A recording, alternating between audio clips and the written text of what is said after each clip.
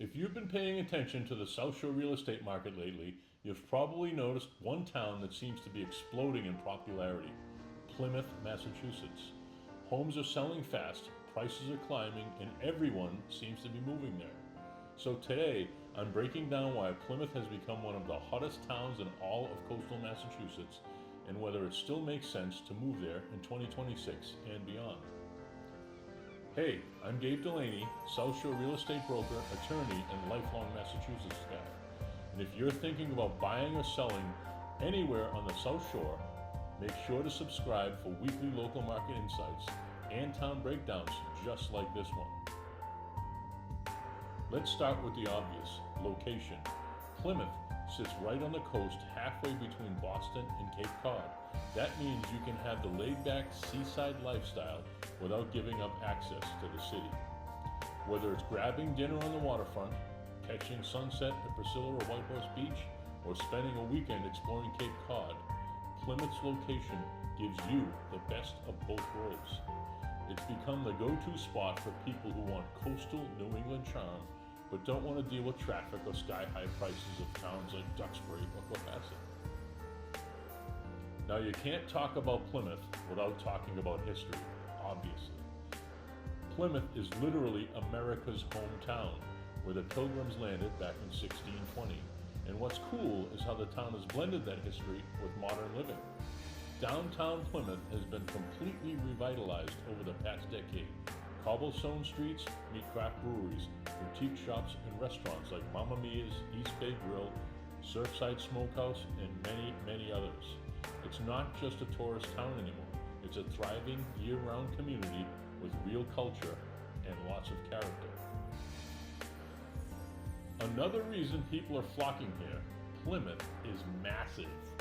We're talking about the largest town by land area in all of Massachusetts, and that means variety. You've got everything from historic waterfront cottages to new luxury developments like the Pine Hills, where you'll find golf courses, walking trails, restaurants, and even its own village center. Then there's West Plymouth, Cedarville, Manamet, and Chiltonville, each with its own distinct vibe. So whether you want a quiet rural setting, a beachside retreat, or a golf community, Plymouth has it all. And because of that, you'll find homes for a much broader range of budgets than in most coastal towns. Lifestyle is a big part of Plymouth's draw. You've got over 400 years of history, but also over 40 miles of coastline, countless ponds and hiking trails, and a restaurant scene that rivals any town on the entire South Shore. There's the Plymouth Waterfront Festival, summer concerts at the Pavilion, and holiday strolls through downtown. For golfers, there's Pine Hills, Waverly Oaks, Crosswinds, and others. For boaters, you've got Plymouth Harbor with full marina access and deep water slips.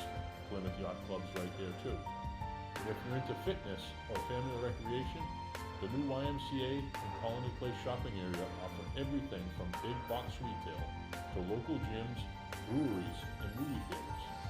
It's all right there without having to leave town. Now, what about the commute? Plymouth might feel far away on the map, but it's actually a pretty smooth ride. About 50 minutes to Boston via Route 3, and the Kingston commuter rail is just up the road, and that's really easy. If you've never used a commuter rail to get to Boston, give it a try. My son does it every day getting up to BC High. He goes from Abington to BC High in about half hour. So that Kingston rail line is fantastic for people in Plymouth that want to work in Boston or just visit Boston. Plus, a growing number of people are now working hybrid or remote, and that's been a huge driver of Plymouth's growth. If you can work from home 2 or 3 days a week, why not live near the beach instead of the Mass Pike? So, what's the market like right now? As of late 2025, Plymouth's median home price sits around the high 600s to low 700s, depending on the neighborhood, still below nearby coastal towns like Scituate, Marshfield, and Duxbury. Inventory has been tight, but there's still new construction happening, especially in the Pine Hills, Redbrook, and some of the newer subdivisions near Route 3. It's a market that's cooled slightly from the 2021 frenzy, but overall demand remains strong. especially from Boston and South Shore move-ups looking for more space and lifestyle. Plymouth also has strong public schools with 2 high schools, Plymouth North and Plymouth South, plus a growing mix of charter and private options. There's a huge emphasis on youth sports, community involvement, and safety, all reasons families are moving here in record numbers. And while it's a large town, Plymouth still keeps that small town community feel, local parades, farmers markets, and neighbors who actually know each other. So, is Plymouth, Massachusetts worth the hype? If you're looking for coastal living, community, and value, it's hard to beat. You get the ocean, the history, the lifestyle, all within reach of Boston and Cape Cod, which is why so many people are calling Plymouth home right now. If you're thinking about making a move here, reach out. I'd be happy to show you what's available and help you decide if Plymouth fits your lifestyle and your goals.